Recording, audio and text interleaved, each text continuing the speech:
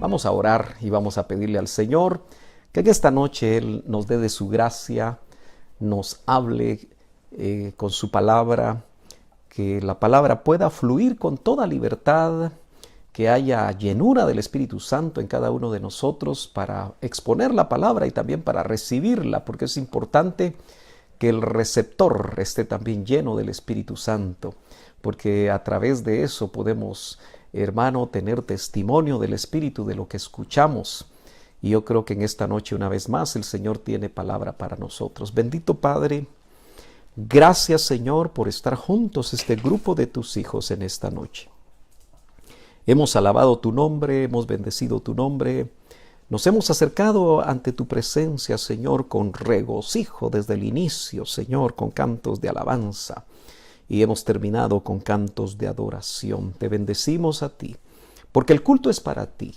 El culto no es para nosotros los hombres, sino que el culto es de nosotros hacia ti. Que entonces, Señor, desde la alabanza, la adoración y esta oración, suban como incienso delante de tu presencia, que tú te agrades de este culto, sabiendo que hace meses no teníamos la idea que desde nuestras casas, como empezó la iglesia, reunidos en casas, nosotros como adoradores en espíritu y en verdad, íbamos a hacerte culto desde nuestras casas. Qué hermoso privilegio, Señor, que nos das. Y te pido que cada uno de los oyentes, sus familias sean bendecidas, que tú extiendas tu mano de misericordia y de poder ante aquellos que están enfermos, sean familiares, conocidos, amigos, compañeros de trabajo. En cualquier parte del mundo donde haya necesidad, te pedimos que tú extiendas tu mano de poder, tu mano de misericordia, y nos envíes tu palabra como agua que moje nuestra tierra. Envíanos tu palabra como alimento sólido. Envíanos tu palabra, Señor, para fortalecer el hombre interior. Envíanos tu palabra, porque estamos necesitados del alimento espiritual. En el nombre de Jesús, te pedimos que aquellos que todavía están pensando sintonizar, que lo hagan pronto. Y de esa manera se unan a nosotros en esta comunión por espíritu. En el nombre de Jesús. Amén, hermanos, y amén. Gloria a Dios. Hoy quiero compartir este día viernes, que algunos estarán terminando su jornada laboral de este día viernes. Quiero compartir con ustedes el tema, un mensaje a la iglesia que será arrebatada. Lo repito, un mensaje a la iglesia que será arrebatada. Ojalá que sea un mensaje para usted. Nos vamos a basar en Apocalipsis, el último libro de la Biblia, capítulo número 3, escrito por Juan el Apóstol, y verso número 10. Repito, un mensaje para la iglesia que va a ser arrebatada. Y es que es interesante que usted, que ha leído Apocalipsis 1, 2 y 3, puede recordar que el Señor se le revela de una manera majestuosa al apóstol Juan en el capítulo 1. Y una de las cosas interesantes que leemos, si vamos a ese capítulo rapidito, es que el Señor se le presenta, pero hace algo muy importante. Y es que empieza en el verso número 13 del capítulo 1 de Apocalipsis.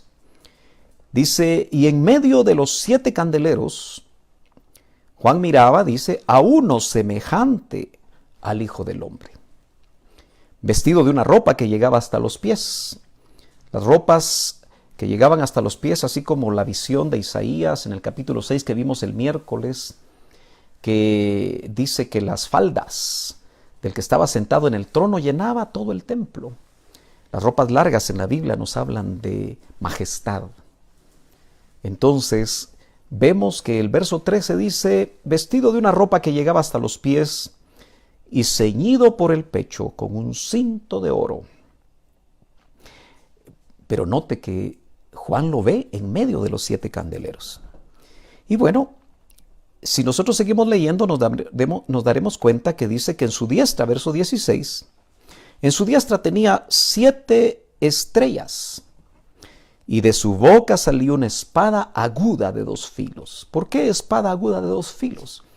Porque así lo dice Hebreos capítulo 4, que la palabra de Dios es como espada de 2 filos, que penetra hasta la división del alma y del espíritu. Entonces, por esa razón, esa imagen, esa visión que tiene Juan es maravillosa. Y su rostro era como el sol cuando resplandece en su fuerza. Dice que Juan cayó como muerto cuando tuvo esa visión. Pero el verso 20, siempre del capítulo 1, nos explica. Dice, el misterio de las 7 estrellas que has visto en mi diestra. Qué lindo es cuando el Señor nos explica la palabra. No hay motivo de especulación, no hay una interpretación antojadiza humana, sino que es la explicación del mismo Señor. Y de los 7 candeleros de oro, 7 estrellas, el libro de Apocalipsis es del número 7, se repite mucho eso. Dice, y de los 7 candeleros de oro, explica, las 7 estrellas son los ángeles de las 7 iglesias. Y los 7 candeleros que has visto son las 7 iglesias. Eso significa que cuando el Señor se le aparece a Juan y ya le da el mensaje a estas 7 iglesias, que son los 7 candeleros, recuérdese que el Señor estaba en medio examinando los candeleros. Yo creo que el Señor está examinando también en este tiempo candeleros. Y nosotros que somos la iglesia, seguramente también el Señor nos está examinando. Pero si usted se acaba de conectar, yo le quiero recordar que nuestro tema es, disculpe que lo repita tanto, pero quiero que usted se enfoque juntamente conmigo, un mensaje a la iglesia que será arrebatada. Y para eso vamos a leer el capítulo 3, verso número 10.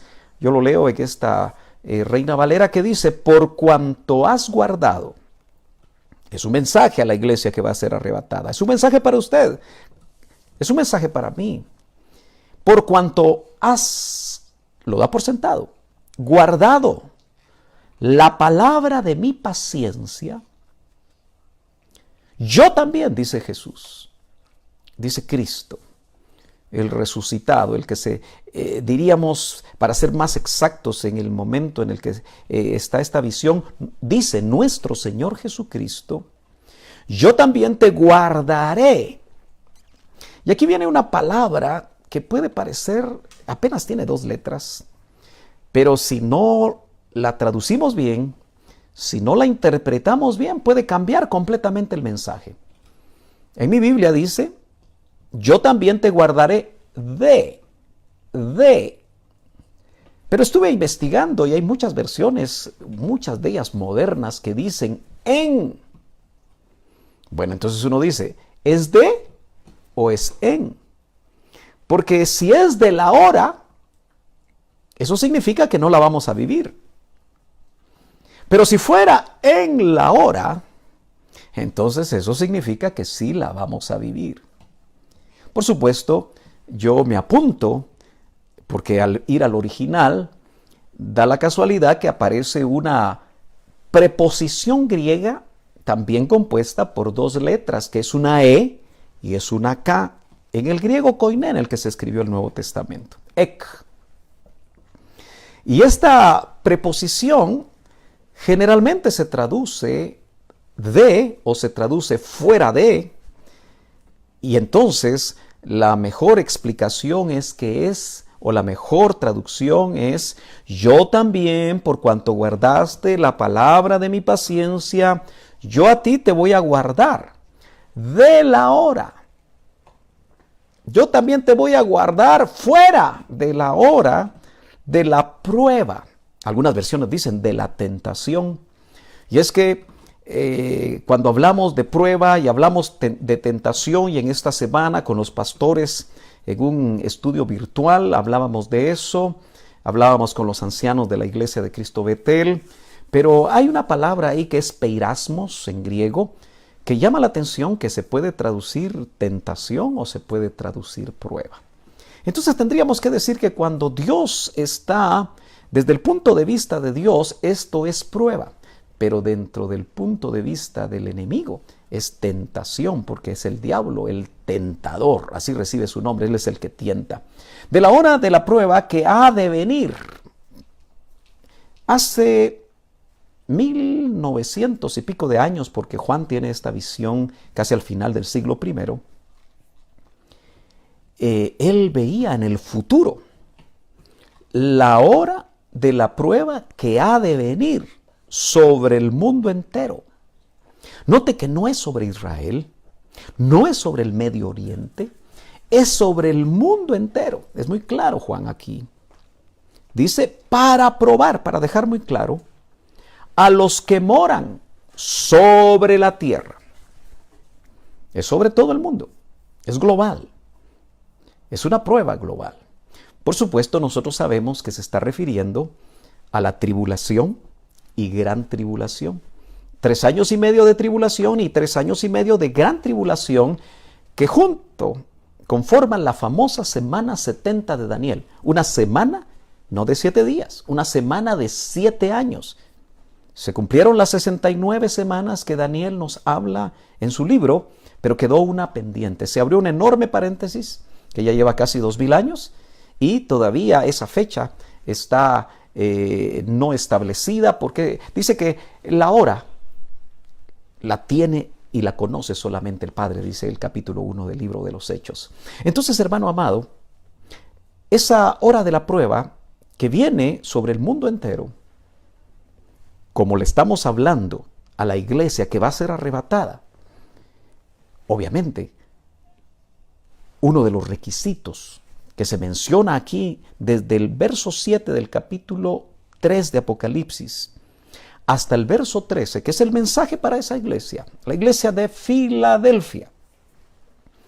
Y es que, hermano amado, tenemos que recordar que Filadelfia, Filos y Delfos, habla de amor entre hermanos. Filos, amor, Delfos, hermanos. Entonces, no es nada casual que la iglesia que va a ser arrebatada es la que va a experimentar el amor entre los hermanos. Si tú todavía no amas a tu hermano, acuérdate lo que dice el apóstol Juan ahí en sus epístolas pastorales. Dice, ¿cómo puedes tú decir que amas a Dios y aborreces a tu hermano? ¿Cómo puede? Porque tú amas a alguien que no has visto, pero aborreces al que ves. Entonces, qué interesante es que nosotros recordemos la necesidad que para ser discípulos del Señor, y lo dijimos el miércoles, necesitamos amarnos los unos a los otros. En esto conocerán que son mis discípulos si os amáis los unos a los otros. Y no es casualidad que Filadelfia sea amor entre hermanos. Muy bien, yo quiero, hermano, entonces entrar en materia. Hemos leído ese capítulo 3, verso 10 de Apocalipsis, y es que, fíjese que si hay un mensaje para la iglesia que va a ser arrebatada, inmediatamente después del mensaje a la iglesia de Filadelfia, el Señor da el último mensaje a la séptima iglesia, la iglesia de la Odisea. Y ese mensaje es para la iglesia que se va a quedar. Vamos a ver si tomamos tiempo el otro viernes para hablar del mensaje de la iglesia que se va a quedar. Tal vez usted no lo va a querer oír, pero es importante porque hay exhortación, hay palabra, hay características en comparar la iglesia que va a ser arrebatada y la iglesia que se va a quedar. Y yo creo que cada uno de nosotros tenemos que examinarnos. No hay oportunidad de no hacerlo. Y ojalá que nosotros hoy nos sintamos totalmente identificados con las características de la iglesia que va a ser arrebatada. Gloria al Señor. Note que en el capítulo 2 de Apocalipsis, el Señor, que examinó los 7 candeleros, pues habla de la primera iglesia ahí en el capítulo 2, que es la iglesia de Éfeso. Una iglesia que obviamente, como las demás, se había formado a través del ministerio del apóstol Pablo. Una iglesia que cuentan los historiadores que llegó a ser el centro del cristianismo en el siglo I. De hecho, muchos ubican a Juan, precisamente el que escribió el Apocalipsis, como un ministro preponderante en la iglesia de Éfeso. Acuérdese que él muere cerca del año 96 de nuestra era. Pero note que el mensaje para esta iglesia que identificaba quiénes eran apóstoles genuinos y quiénes no lo eran. Y dice que incluso los hallaba mentirosos. Yo no sé cuál era el test, yo no sé cuál era el examen que la iglesia de Éfeso le hacía a los que se llamaban ser apóstoles. Llegaban ante ellos y ellos al examinarlos dice que los hallaban mentirosos.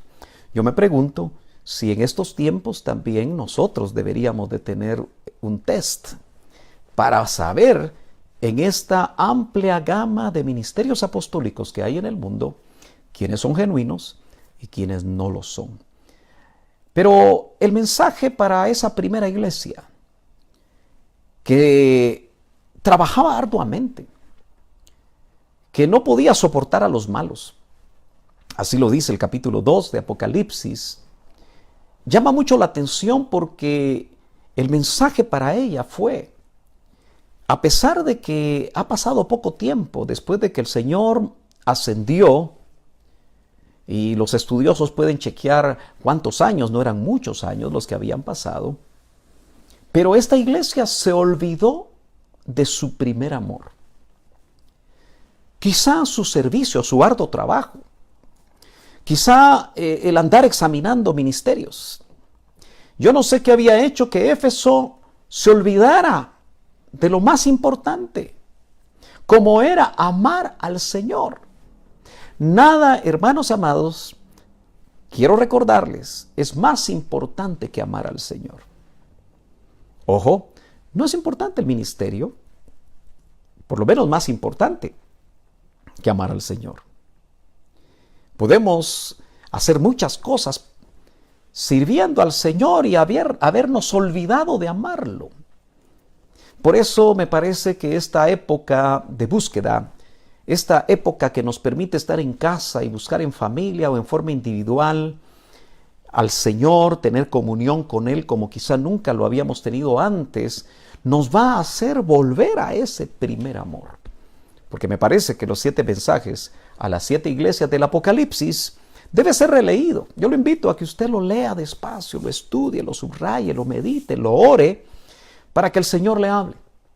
Pero no nos queremos quedar en esa iglesia. Queremos ir directamente, por razones de tiempo, a la iglesia a la que le prometen que si guarda la palabra de su perseverancia, si guarda la palabra de su paciencia, Él la va a guardar de la hora de la prueba, y por eso encaja muy bien como el modelo de la iglesia que va a ser arrebatada. Gloria a Dios. Si entramos al verso, en el verso número 7, donde inicia el mensaje, vemos que el Señor se presenta, dice, como el santo, como el verdadero, pero también dice que es el que tiene la llave, y esa llave dice que es la llave de David. Muchos hemos interpretado, y yo creo que ese ángulo es valedero, que la llave de David tiene que ver con la restauración del tabernáculo de David. Pero me parece que esa llave es mucho más amplia, así como el mismo tabernáculo de David es mucho más allá de restaurar la alabanza. Si lo vemos en el contexto del libro de los Hechos, nos vamos a dar cuenta que es para que el resto de los hombres busque a Dios. Y no hay un tiempo más crucial, no hay un tiempo más importante que el tiempo que estamos viviendo en este 2020 para que el resto de los hombres busque a Dios, porque se tiene que completar la plenitud de los gentiles. Aleluya. Entonces, el que se le presenta a la iglesia en el mensaje para esa iglesia que va a ser arrebatada, le dice: yo tengo la llave. Y una llave, usted sabe que es para abrir algo. En este caso se menciona que es para abrir puertas. Y hermano amado, tenemos que pensar que la iglesia de estos tiempos, la iglesia que se está desarrollando fuertemente y que hasta antes de la pandemia desarrollaba grandes actividades, grandes seminarios, grandes retiros, grandes cosas, pero que ahora tuvo que ser detenida. Y obviamente no vamos a entrar a analizar por qué ni para qué, pero sí es interesante que nosotros nos demos cuenta que mucha de la iglesia de este tiempo cree tener muchas llaves. De hecho, se predica, se enseña sobre las llaves para abrir esto, las llaves para abrir lo otro, las llaves para tal otra cosa, pero el que dice tener la llave es nuestro Señor Jesucristo, no es un hombre, no es un ministro, no se equivoque. Y esa llave dice, la utiliza Dios, la utiliza el Señor, y cuando Él abre, dice, el que abre y ninguno cierra. De hecho, el Señor, al tener esa llave, abre las puertas que le quiere abrir a la iglesia, pero quiero enfatizar que es Él el que la abre. Tenemos que tener mucho cuidado que en estos tiempos los ministros han creído que por sus llamados ministeriales, ellos son capaces de abrir el cielo, son capaces de abrir llaves de esto y llaves de lo otro. Es muy delicado darse cuenta que el ministro de hoy está perdiendo en cierta manera la perspectiva por el éxito ministerial que ha alcanzado. Y a veces se nos olvida que el que tiene la llave, porque no dice que un hombre tiene la llave, dice, él se presenta como el santo, el verdadero, dicho sea de paso, cuando el Señor se presenta a cada una de las iglesias, la manera como se presenta es porque Él anhela que con esa forma de presentarse, Él va a enfatizar algo que esa iglesia también debe adquirir. En este caso debe adquirir santidad, porque es la iglesia que va a ser arrebatada. Y no nos cansamos de repetir que sin santidad nadie verá al Señor. Pero también se presenta como el verdadero, es una iglesia que no miente, es una iglesia que predica la verdad. Pero dentro de eso dice, el que tiene la llave. Y cuando Él abre, ninguno puede cerrar. Y dice, y cuando Él cierra, ninguno abre. Entonces, cuidémonos, hermanos amados, de buscar llaves de influencias humanas.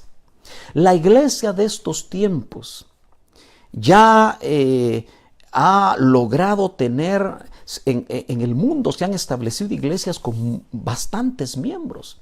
Y de alguna manera el poder que se puede alcanzar en una ciudad, el poder que se puede alcanzar en un país, muchas veces hace que los ministros se equivoquen el camino creyendo que ellos tienen una llave a través de las influencias humanas para que se les abran puertas con las autoridades, para que se les abran puertas en la política, para que se les abran puertas que no tienen que ver con el trabajo que se debe de hacer ministerial en la iglesia, que va a ser. Probablemente esa es la visión o esa es el trabajo de la iglesia de la Odisea, pero va a ser la iglesia que se va a quedar. Cuidado con no entender que es el Señor el que tiene la llave y donde Él abre a su iglesia, nadie le puede cerrar. Vivimos tiempos donde los ministerios, nos preguntamos, según el país donde vivimos, ¿cuándo tendremos la oportunidad de desarrollar el ministerio como lo desarrollábamos antes? Pero yo quisiera pensar, no como lo desarrollábamos antes, sino que ahora mucho más guiados por el Espíritu Santo. Porque hemos tenido oportunidades de oír de alguna manera más cercanamente la voz del Señor. Algunos países han abierto y luego vuelven a cerrar porque este contagio viene una nueva ola de contagio. Usted lo ha visto a través de las noticias. En nuestro país, pues no sabemos y creo que van a pasar meses todavía antes de que se pueda hacer las cosas como las hacíamos antes, con un poco más de libertad. Pero lo cierto es que donde el Señor abre llaves, ahí nosotros podemos actuar y estar seguros que nada ni nadie lo podrá cerrar esa llave. Ahora, note usted que la iglesia de Filadelfia, basados en este verso 7, es una iglesia de puerta abierta. Porque el Señor es el que tiene la llave y a Filadelfia le abre. Y nadie puede cerrar. El apóstol Pablo decía, oren por mí para que me sea en el libro de los Hechos abierta puerta grande para la predicación del evangelio. Entonces, una puerta que se abre para la predicación del evangelio, incluso pueden ser ahora estos medios. Por eso qué importante es que nosotros, hermano, podamos usar adecuadamente las redes, no para solamente sentirnos contentos o para poder ver cosas que a veces pueden ser interesantes, pero no tan importantes como es el trasladar la bendita palabra del Señor para que puerta grande nos sea abierta también en esta época. Si la iglesia de Filadelfia era una iglesia de puerta abierta porque el Señor le había abierto esa puerta, en contraste, la iglesia de Laodicea, si vamos al verso 20 del capítulo 3, que lo deberíamos de saber de memoria porque dice, he aquí yo estoy a la puerta, le dice el Señor a Laodicea, y llamo. Si alguno oye mi voz y abre la puerta, eso quiere decir que Laodicea era una iglesia de puertas cerradas, en completo contraste con la iglesia que va a ser arrebatada. La iglesia que se va a quedar no se dio cuenta cuando salió el Señor de su congregación. Porque nadie puede tocar una puerta que está abierta. Esa iglesia tenía ya la puerta abierta y el Señor estaba afuera y estaba llamando. Y estaba preguntando, no si todos, si alguno de esa iglesia. Porque mientras hay tiempo, antes de su venida secreta, antes de su parucía, antes del arrebatamiento hay tiempo y el Señor por medio del Espíritu Santo está tocando. Y puede ser que esté tocando a la puerta de tu corazón en esta noche. Si alguno abre la puerta y yo entraré, dice, y cenaré con él y él conmigo, que habla de una profunda. En el pensamiento oriental solamente los íntimos comían juntos. Yo entraré a él y cenaré con él y él conmigo. Pero en el verso 8, si pasamos porque el tiempo corre, ya llevamos casi media hora, dice, yo conozco tus obras.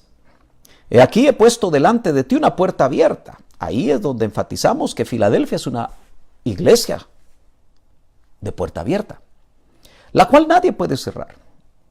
Pero inmediatamente dice algo que nos puede dejar a nosotros pensativos, porque aunque tienes poca fuerza, mire, la iglesia que va a ser arrebatada va a ser una iglesia con poca fuerza. ¿Cómo así, hermano pastor? Yo he oído que cuando el Señor venga van a haber grandes avivamientos y va a haber muchas cosas y la iglesia va a estar poderosa. Bueno, ¿no será que tenemos que releer? ¿No será que nos tenemos que detener un poco? ¿No será que tenemos que darnos cuenta que la iglesia que va a ser arrebatada va a ser una iglesia que en otras versiones dice débil? Pero no estoy hablando en el plano espiritual, porque si va a ser la iglesia que va a ser arrebatada, en el plano espiritual va a ser una iglesia bien fortalecida, una iglesia llena del Espíritu Santo. Pero lo que sucede está que aquí el énfasis que se está dando es que no va a ser una iglesia con grandes influencias humanas. No va a ser la iglesia donde los ministros hablan de tú a tú necesariamente con los presidentes, que tienen una enorme influencia dentro de los gobiernos.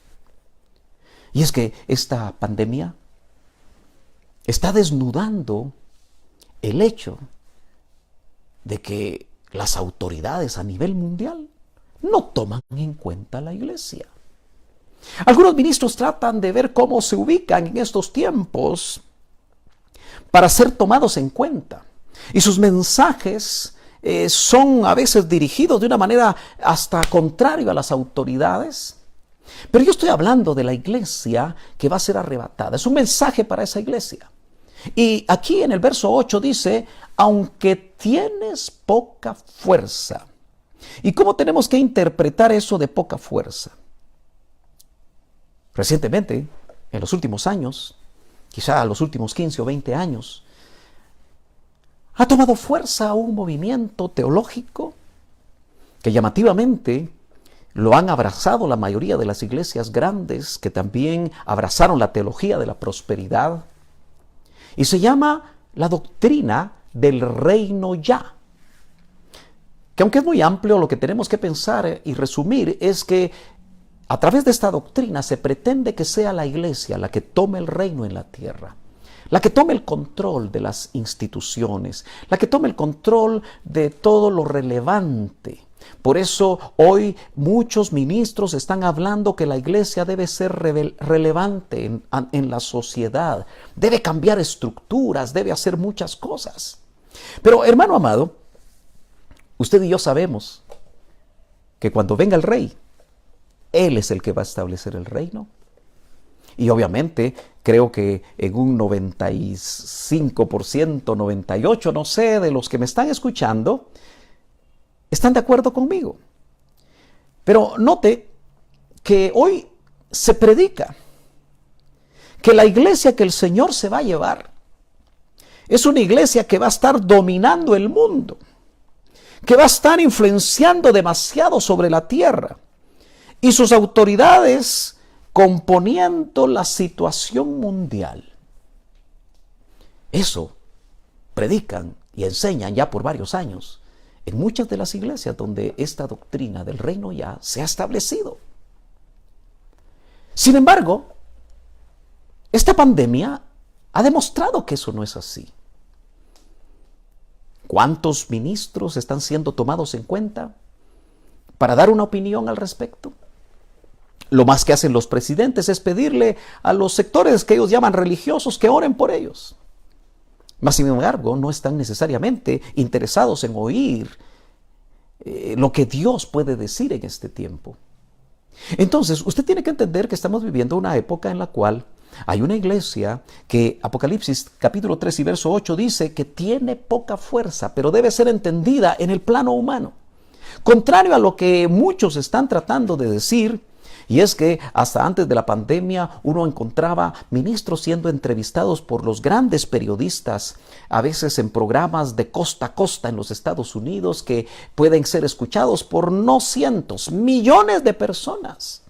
Y que lamentablemente cuando son entrevistados, pues ni siquiera aprovechan la oportunidad para hablar el evangelio bíblico, lo que la palabra de Dios dice, aunque no sean entendidos y aunque sean rechazados. Entonces, ¿no será que lo que tenemos que entender es que la iglesia que va a ser arrebatada va a ser una iglesia que va a parecer que no tiene ninguna fuerza?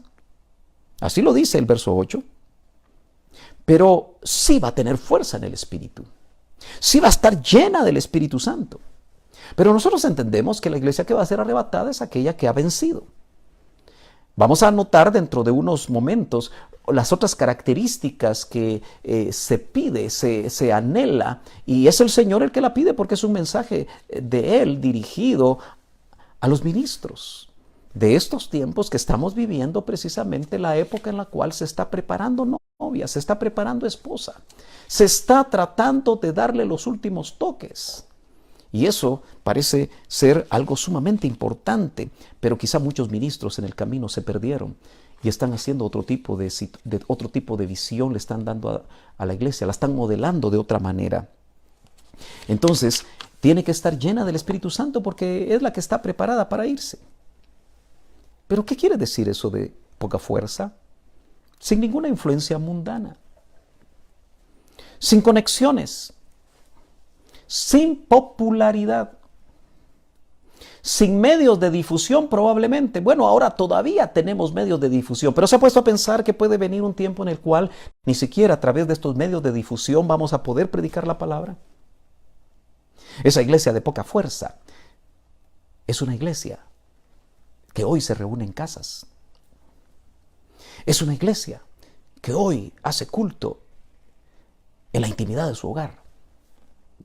Es una iglesia que quizás solamente tiene la oportunidad ya de predicar desde los hogares. Ya se puso a pensar que estamos viviendo el tiempo donde el ciclo se está cerrando porque la iglesia, tiene usted que recordar que empezó en las casas. Uno de los detalles más interesantes dentro de la misma historia que se puede comprobar es que para la iglesia que empezó 100% judía, 120 judíos que fueron al aposento alto y fueron llenos del poder del Espíritu Santo y recibieron esa gran comisión. Y el Señor les había dicho, resucitado y me seréis testigos, dice, y recibiréis poder y me seréis testigos en Jerusalén, en Samaria, Judea y hasta lo último de la tierra. Seguían reuniéndose en las inmediaciones del templo de Herodes. Había una explanada tan grande que ahí cabían los 5,000 con los que se convirtió, o por medio del mensaje que Pedro, su primer mensaje ungido, que lo vimos hace unos meses, el Señor usó esa palabra para que 5,000 y luego 3,000, habían 8,000 personas que cabían ahí en la explanada del templo, en el pórtico de Salomón, que así se le llamaba.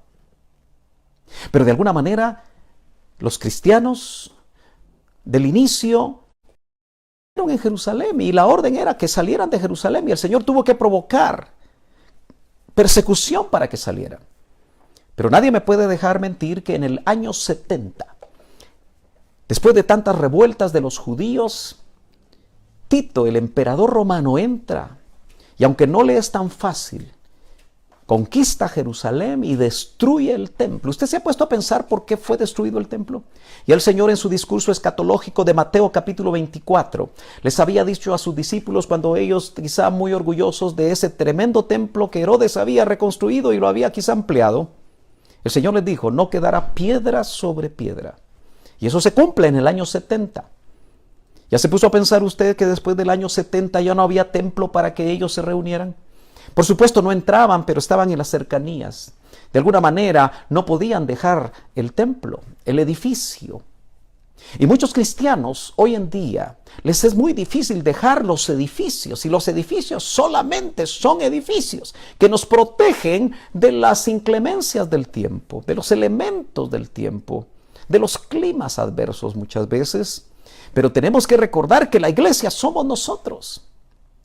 Y a partir de ese momento, y quizá un poco antes, usted sabe que muchos de ellos fueron a las diferentes ciudades y llenaron el mundo conocido.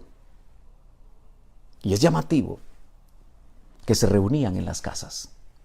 Por eso decimos que la iglesia empezó en las casas. Y por lo menos casi por 300 años, hasta Constantino, la iglesia estuvo en las casas. Era una iglesia de poca fuerza, era una iglesia perseguida, era una iglesia que no tenía ningún tipo de influencia, era una iglesia que era como la escoria. Por eso Pablo, el famoso perito arquitecto de la iglesia, dice: somos un espectáculo a los hombres, a los ángeles, somos como la escoria del mundo. Hoy los apóstoles es llamativo que no se ven así. Son respetados, son conocidos, aleluya, pero ¿será que ese es el modelo? ¿O la iglesia que va a ser arrebatada y que está verdaderamente siendo fiel al Señor, que quiere perseverar en la palabra escrita, en la palabra revelada? ¿No será que va a ser una iglesia, como dice muy bien aquí, claramente, de poca fuerza? Ojalá que usted me esté entendiendo, yo me esté dando a explicar. La iglesia que va a ser arrebatada parece ser que es una iglesia que no va a tener eco en el mundo. Usted se recuerda, hermano amado, porque así como hicieron con la rama verde, dice la Escritura que harán con las ramas secas que somos nosotros. Pero usted recordará que cuando el Señor se está acercando al final de su ministerio, cuando está muy cerca a la cruz, los mismos que habían dicho Hosana al Hijo de David, unos días después lo rechazaron completamente, tratando de cumplirse la profecía completa de Isaías 53. Y ahora ya no decían Hosana al Hijo de David, sino que lo que decían es crucifícale. Si esto aconteció al cuerpo físico de Jesús, ¿no será que la iglesia, su cuerpo místico, antes que venga el arrebatamiento, va a ser perseguida, va a ser rechazada, va a ser anulada, no se le va a tomar en cuenta? Estoy hablando del modelo de la iglesia de Filadelfia, que es el modelo de la iglesia que va a ser arrebatada. Nosotros estamos viviendo también el ministerio ungido, así como lo vivió el Señor. Él tuvo su ministerio oculto, su ministerio ungido, y resucitado por 40 días. La Biblia tiene el registro de su ministerio glorioso. Pero nosotros estamos en la etapa todavía de ser iglesia ungida.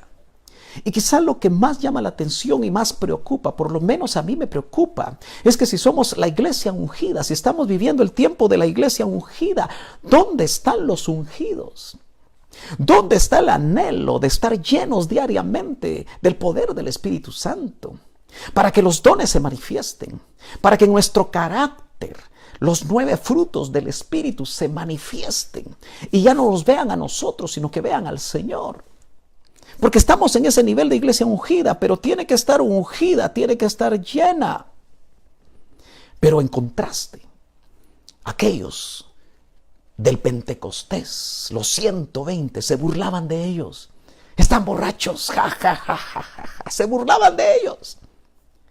No sé si usted está viendo la figura y si puede ver que lo que aconteció al cuerpo físico de Jesús le va a acontecer al místico.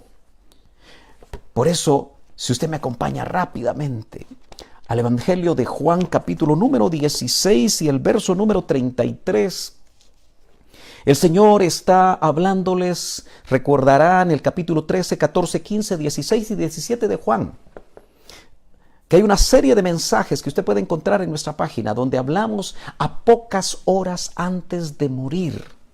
Porque fueron pocas horas lo que quedó registrado en esos 5, 13, 14, 15, 16, 17, esos 5 capítulos de Juan. Pero en el capítulo 16 y verso 33 el Señor les dijo a sus discípulos, poquito tiempo antes de morir les dijo, las cosas os he hablado para que en mí tengáis paz. Lo que venía no era fácil, pero había que tener paz en Cristo. Por eso lo que estamos viviendo, solo podemos obtener paz en Cristo. Porque Él nuevamente puede llegar a nuestras vidas y quedó registrado en su palabra, pero su Santo Espíritu lo puede hacer efectivo al decirnos, mi paz os doy, mi paz os dejo, no como el mundo la da. La paz no está en que nos entreguen un kit de medicamentos para sanar si somos infectados por el COVID.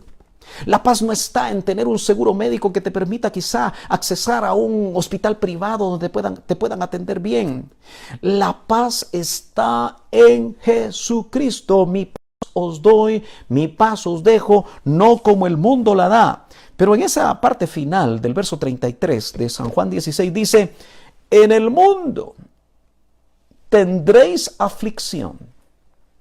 Yo sé que quizá esa parte de ese pasaje no es muy atractivo, pero es una realidad, es lo que está escrito en la palabra.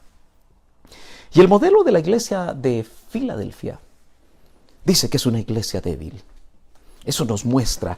Dice, en el mundo tendréis aflicción. La iglesia del final está en el mundo, pero no es del mundo. No se asocia con el mundo. Por eso vamos a tener aflicción. Siempre he creído que aquella persona que se ha decidido a vivir, no a enseñar o a predicar, a vivir el evangelio bíblico, el evangelio que aparece en las Sagradas Escrituras, aquel que no se ha perdido en otro tipo de interpretaciones vagas, sino que realmente vive el evangelio en el mundo, va a tener aflicción, porque el evangelio va contra cultura, el evangelio va contra el sistema.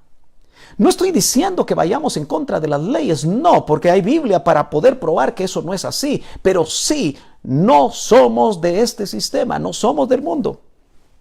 Pero confiad, dice el Señor. Eso le dijo a sus discípulos y eso nos dice a nosotros. Yo he vencido al mundo. Nuestro Señor, el que está con nosotros, ya venció al mundo. Y por cuanto Él lo venció, nosotros también, en su nombre, llenos del Espíritu Santo, también podemos vencer. El tiempo se está yendo. Y tenemos que pasar al verso 10, con el que empezamos.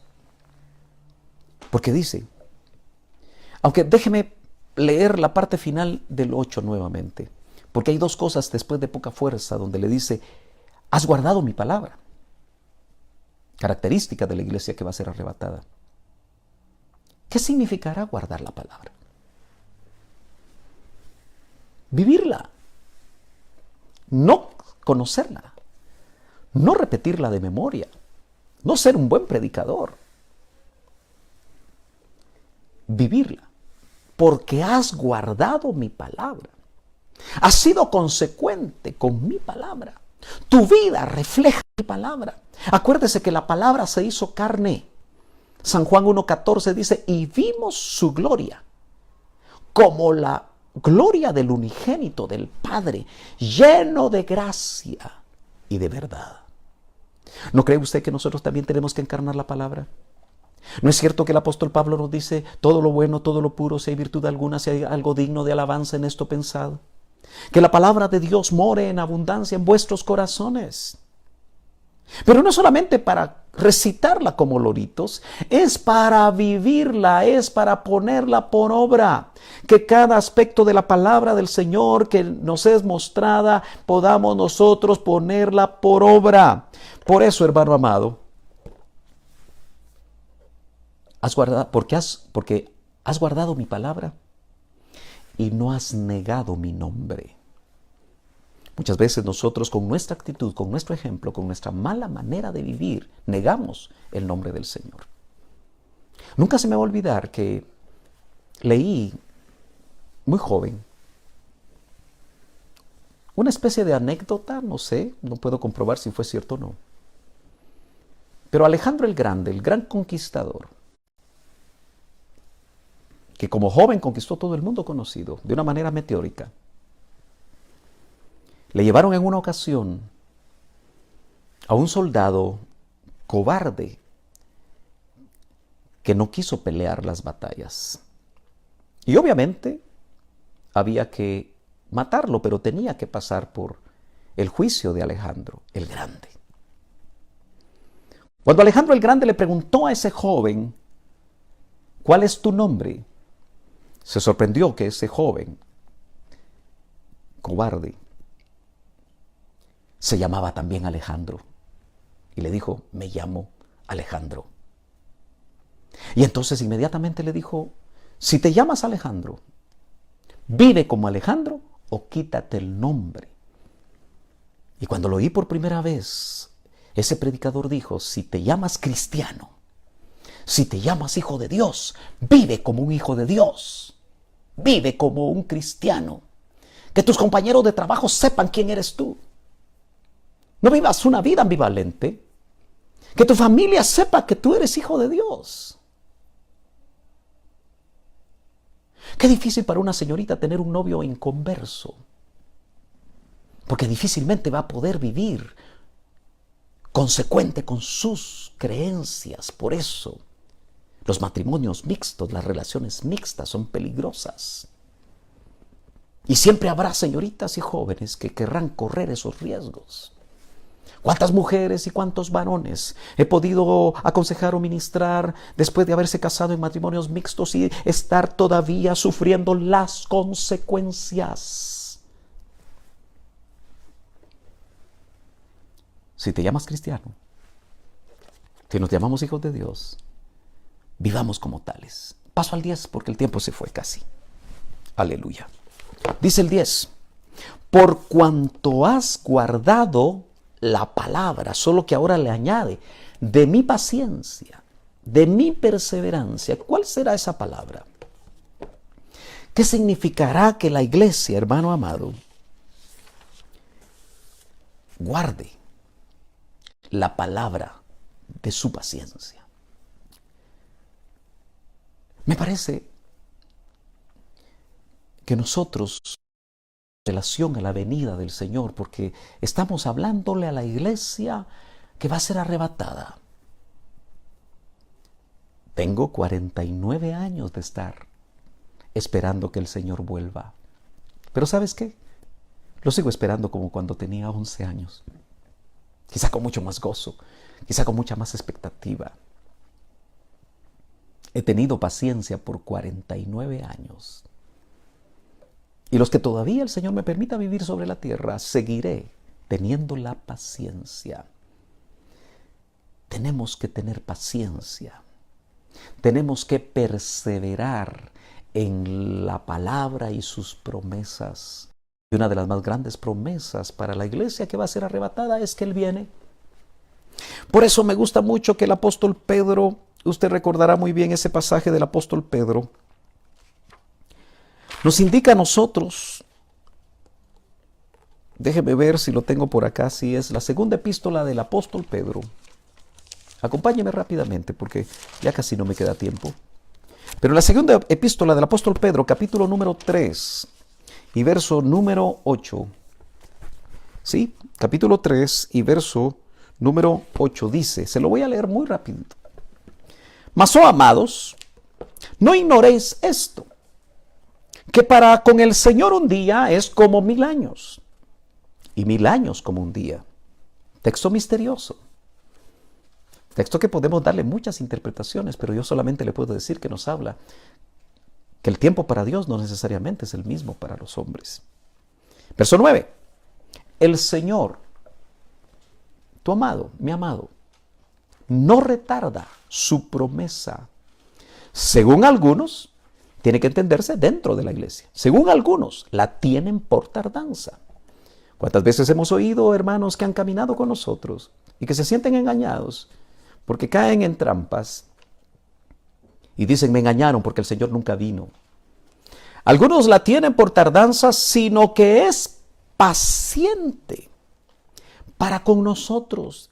Él también es paciente porque anhela que todos procedan al arrepentimiento. No tenemos esa clase de estadística, pero y he perdido la cuenta.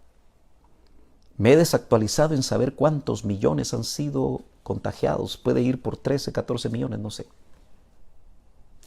Pero de esos 14 millones contagiados, de esos quizás 700,000, 800,000 personas que han muerto, ¿cuántos de ellos se habrán entregado al Señor? Yo creo que es probable que muchos, porque el Señor se ha manifestado y se seguirá manifestando.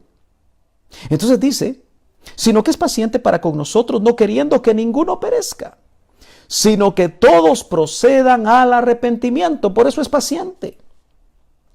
Esa impaciencia nuestra no le afecta al Señor, porque sabe que el que persevere hasta el fin, el que persevere en la palabra, el que persevere en sus promesas, el que tenga paciencia, sino que dice el verso 10, pero el día del Señor vendrá como ladrón en la noche, sin avisar, venida secreta, en el cual los cielos pasarán con gran estruendo y los elementos ardiendo serán deshechos, y la tierra y las obras que en ella hay serán quemadas. Dice el verso 11, puesto que todas estas cosas han de ser deshechas, ¿cómo no debéis vosotros andar? Es un mensaje para nosotros en esta época, en santa y piadosa manera de vivir. Pensando que tienes tiempo para poder vivir tu vida como tú la quieres, joven, señorita, adulto, varón, varona. ¿Sigues pensando que la famosa nueva normalidad te va a permitir seguir viviendo como tú deseas?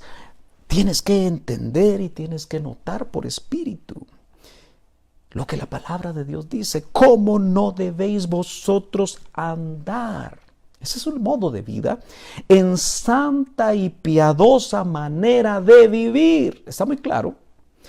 Esperando y apresurándoos para la venida del día de Dios. Yo termino. El tiempo está terminando. 5 minutos me quedan. Hermano amado, la que va a ser arrebatada va a ser una iglesia mística,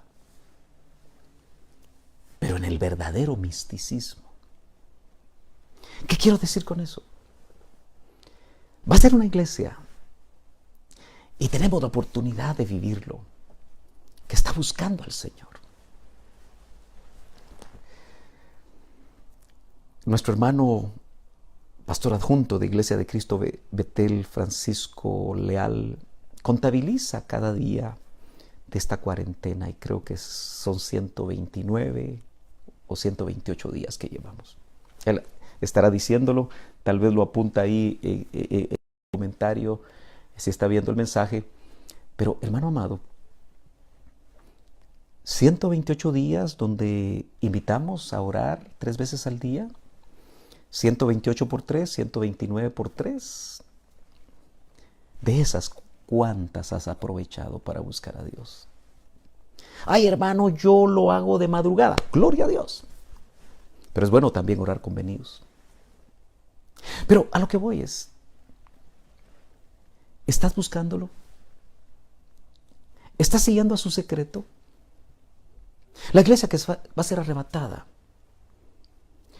ciertamente es una iglesia sin fuerzas hacia afuera, como lo vimos, pero fortalecida internamente por el Espíritu Santo, en cercanía con el Señor.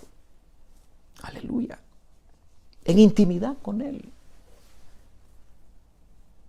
Todo el manto religioso que quizá en algún momento pudiéramos todavía arrastrar, de una vez por todas se tiene que ir. Cuando inició Iglesia de Cristo Betel hace 15 años, los que empezaron conmigo recordarán esto. Yo les dije, nos vamos a reunir un domingo sí y un domingo no, en el lugar donde nos reuníamos. ¿Y sabe por qué hice eso? Porque el Señor me lo dijo. De esa manera vas a empezar a quitar la religiosidad. Porque mucha gente religiosamente va el domingo a la iglesia como antes iba a misa. Por eso, no sé si yo fui el que acuñé eso, pero yo recuerdo haberlo dicho hace mucho tiempo. Muchos evangélicos van a su misa evangélica, entendiendo, solo asistir a un lugar, hacer las cosas que ahí se hacen, sin que eso necesariamente te afecte personalmente, te afecte internamente, cambie tus convicciones, cambie tus pensamientos, cambie tus argumentos.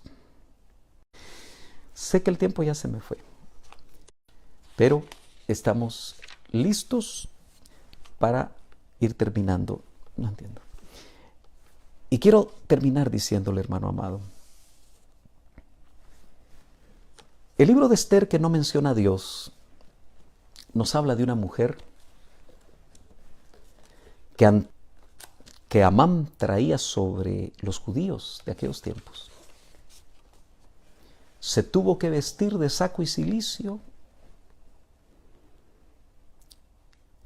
y tuvo que ayunar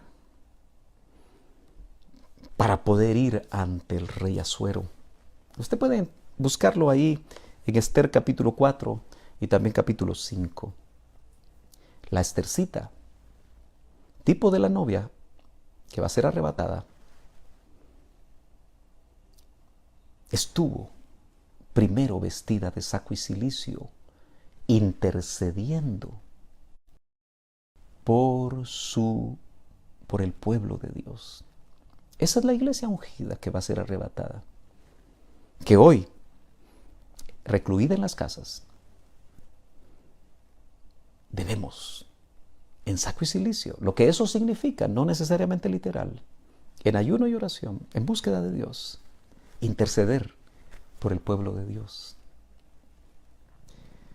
Porque cuando Esther se cambió de ropa, y entiéndase, cuando ella se reunió con Asuero, cuando esta iglesia ungida, con poca fuerza, que ya explicamos de qué se trata, habiendo perseverado, va a ser guardada de la hora de la prueba. El pueblo judío en ese imperio iba a ser destruido completamente. Pero note que después de orar, se puso sus mejores galas. Cuando la iglesia, nuestro amado, aparezca, aleluya, nos va a cambiar las ropas, nos va a transformar. Los vivientes que quedemos seremos transformados. Cambio de ropa. Ropa de boda. Aleluya. Su parucía es para cambiarle la ropa. Hoy es ropa de búsqueda. Ropa de intercesión. Ropa de buscarlo a Él para interceder por su pueblo. ¿Estás preparado? ¿Estás preparada para que pronto el amado de nuestros corazones venga y nos cambie la ropa? sigamos perseverando. No te canses. Ten paciencia. Espera. Guarda la palabra viviéndola. Y el Señor te guardará como lo promete. Ve, no en la hora de la prueba. Seamos Enoc, que tuvo testimonio, dice Hebreos, de haber agradado a Dios. Nosotros tengamos testimonio de estar agradando a Dios porque perseveramos en su palabra, porque guardamos su palabra. Porque así como Enoc tuvo ese testimonio, fue llevado como un anticipo que nos quedó escrito en la Biblia. Todo aquel que tenga testimonio de estar agradando a Dios, y ojalá tú lo tengas, o busca ese testimonio, porque entonces también como los Enocs serás guardado de la prueba. Él fue guardado de la prueba del diluvio. Noé fue guardado en la hora del diluvio. Escogemos. ¿Seremos Enocs o seremos Noé? Padre, gracias en esta hora por tu bendita palabra. Gracias por este número especial de hijos tuyos, familias amadas, que se han conectado esta noche y que juntos hemos escuchado tu bendita palabra. Espíritu Santo, te pedimos que como maestro por excelencia, maestro infalible, afirmes, confirmes tu bendita palabra en nuestros corazones. Que tú des testimonio, porque estás dentro de nosotros, de la palabra que se ha predicado. Que tu palabra desnude como un espejo las cosas que tenemos que cambiar. Que podamos, Señor, ser sensibles a la voz tuya. Que podamos entender el tiempo que estamos viviendo como un Ester en saco y cilicio, intercediendo, ayunando, buscándote, guardando tu palabra. Ayúdanos a recordar que somos una iglesia de puerta abierta. Ayúdanos a entender que tú, como el santo, nos examinas para ver si hay santidad en nosotros.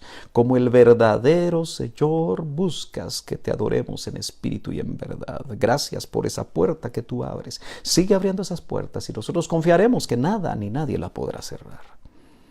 Sabemos que la iglesia que se va es una iglesia vencedora, a la que tú le ofreces el nombre tuyo, el nombre nuevo, que le ofreces ser una columna en el templo, es decir, ser inmersos en ti, porque tú serás el templo. Una iglesia que ha encontrado la ciudad, la Jerusalén celestial, la que Abraham anhelaba. Y aunque era peregrino, dice el libro de los Hebreos, que él miraba la ciudad no hecha de manos. Que las cosas de la tierra no sigan siendo lo más importante en nuestros corazones, Señor, sino que al buscarte nos podamos dar cuenta que todo lo de la tierra, por hermoso, maravilloso que sea, palidece ante tu hermosura, palidece ante lo que tú prometes al vencedor. En el nombre de Jesús, que este tiempo de oración sea, Señor, lo que confirme lo que hablamos mientras tu pueblo intercede por las necesidades. En el nombre de Jesús. Amén y amén. El Señor le bendiga rica y abundantemente y nos vemos, si Dios lo permite, el próximo domingo.